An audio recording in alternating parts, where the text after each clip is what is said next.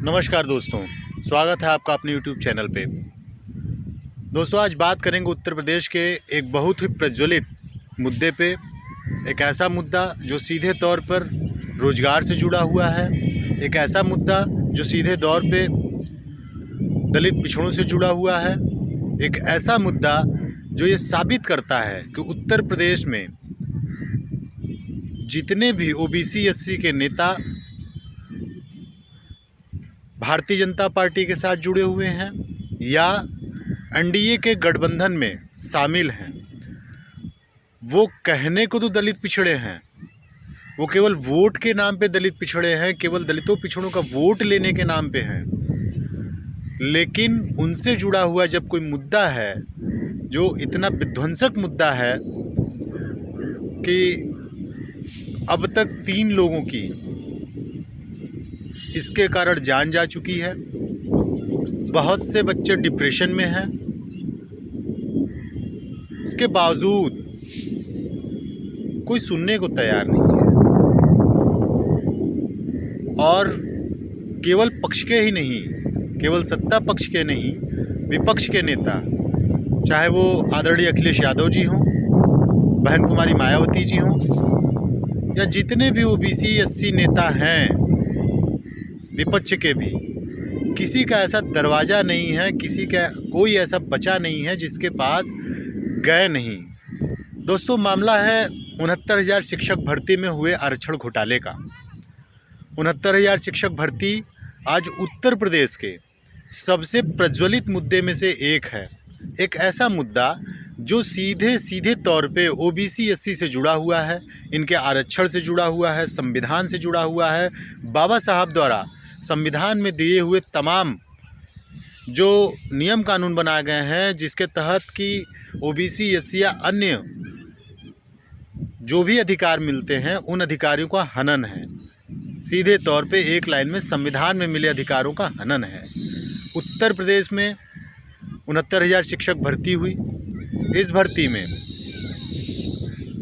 भर्ती 2018 की है। सबसे हास्यास्पद तो ये है कि भर्ती 2018 की है और आज 5 साल बीत गए, फिर भी ना तो ये भर्ती पूरी हुई है और ना ही इस भर्ती के पचड़े ख़त्म हुए हैं। मैं स्वयं इस भर्ती में हूँ। मित्रों, मैं लखनऊ था, मैं परसों ही लखनऊ गया था और न जाने कितनी बार मैं लखनऊ जा चुका, आ चुका।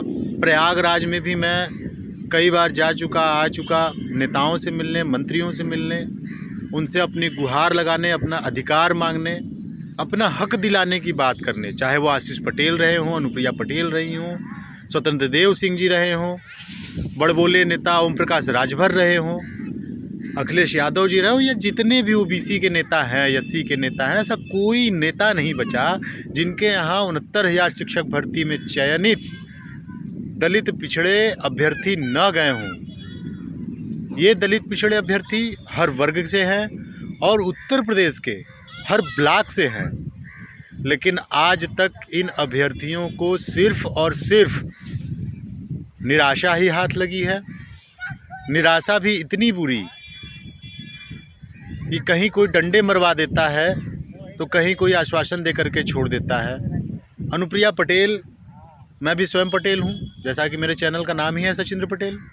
अनुप्रिया पटेल जो अपने आप को पटेलों का नेता कहती हैं, जो अपने आप को कमेरों का नेता कहती हैं, पिछड़ों दलितों का नेता कहती हैं, वो आज कहीं न कहीं ये सामने दिख रहा है कि आप अनुप्रिया पटेल जी, जिन्हें हम दीदी कहते हैं, आज भी ससम्मान से उनको दीदी ही कहते हैं, दीदी आपने अपने भाइयों के कष्ट का निवारण नहीं किया और ये निवारण कर सकती हैं आप सक्षम हैं, हम जानते हैं आप सक्षम हैं।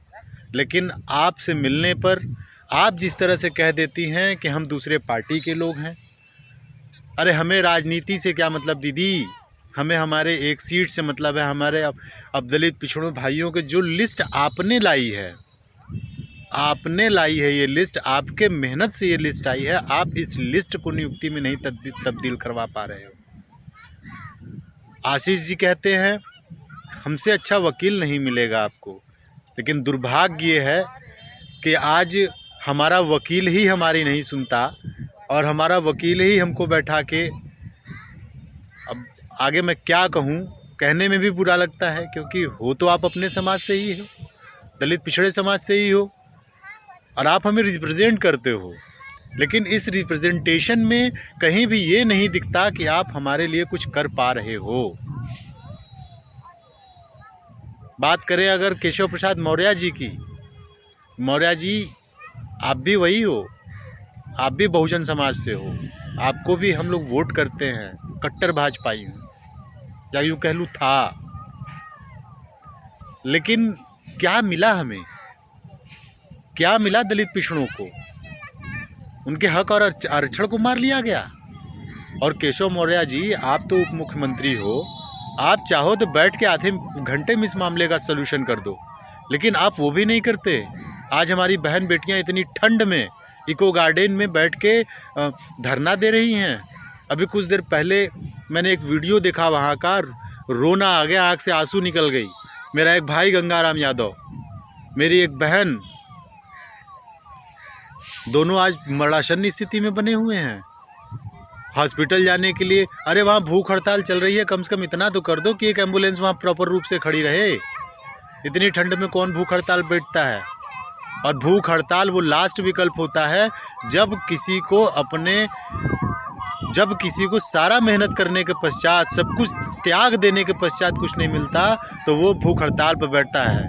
तो शर्म करो स्वतंत्र देव सिंह पटेल जी, आप भी शर्म करो। भूपेंद्र सिंह चौधरी जी, आप भी शर्म करो। अनुप्रिया दीदी, आप भी शर्म करो। आशीष पटेल जी, आप भी शर्म करो, शर्म करो।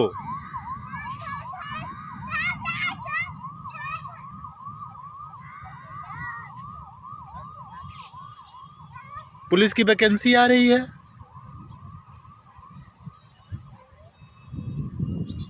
दो विधायक मिलते हैं माननीय योगी जी से, और तुरंत एक डिसीजन आता है कि 3 साल की छूट मिल गई है। अच्छी बात है, अभ्यर्थियों के हक की बात है, होना चाहिए।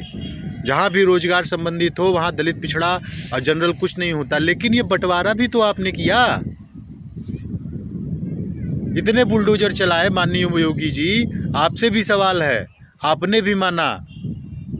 कोर्ट में एफिडेविट दिया आपके विभाग ने, आपकी सरकार ने, कि हाँ हमसे गलती हुई। तो जब गलती हुई तो गलती करने वाला अधिकारी कहाँ है? क्यों उसके घर बुलडोजर नहीं चला? क्यों आज भी वो खुले रूप से चल रहा है? माननीय योगी जी, जेपी नड्डा जी, माननीय मोदी जी, आप लोग कहते हैं सबका साथ सबका विकास, तो आपसे निवेदन है कि सबका साथ और सबका विकास करें। सबका साथ कुछ का विकास नहीं।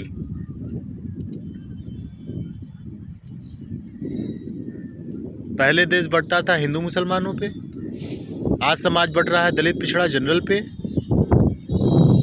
मेरा विनम्र आग्रह है, सविनय निवेदन है, जब से होश संभाला तब से भाजपा के अलावा कुछ दिखा नहीं हम लोगों को, खासकर मौर्य समाज, कुर्मी समाज, साहू समाज, गुप्ता समाज,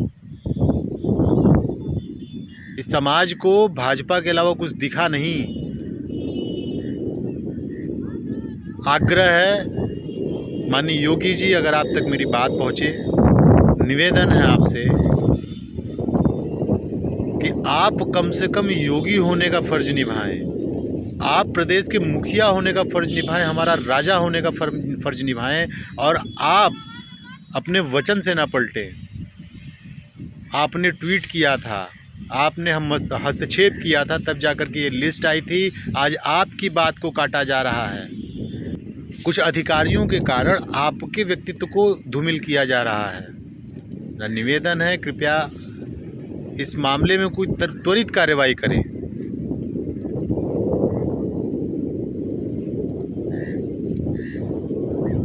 आज इतनी ठंड है, और इतनी ठंड में भी हमारे समाज के जो बच्चे हैं, भाई हैं, बहन हैं, वो आज भी लखनऊ में बैठे हुए हैं। मैं भी था, मैंने जैसा कि पहले ही बताया, मैं भी लखनऊ में था, लेकिन मुझे कुछ घरेलू दिक्कत हुई, मेरे परिवार में कुछ इशू हुआ, जिसकी वजह से मुझे घर आना पड़ा।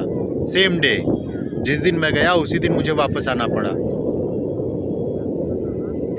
और जल्द ही अगर ये दुख दूर होता है परिवार का, तो मैं तुरंत फिर पहुंचूंगा।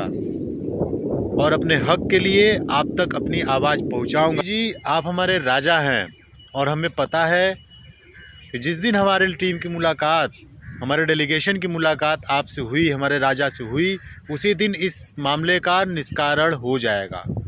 कोई न कोई निष्कर्ष जरूर निकल जाएगा। माननीय योगी जी, एक बार पुनः आपसे निवेदन है कि कृपया इस मामले को संज्ञान में लें और हमें न्याय दें।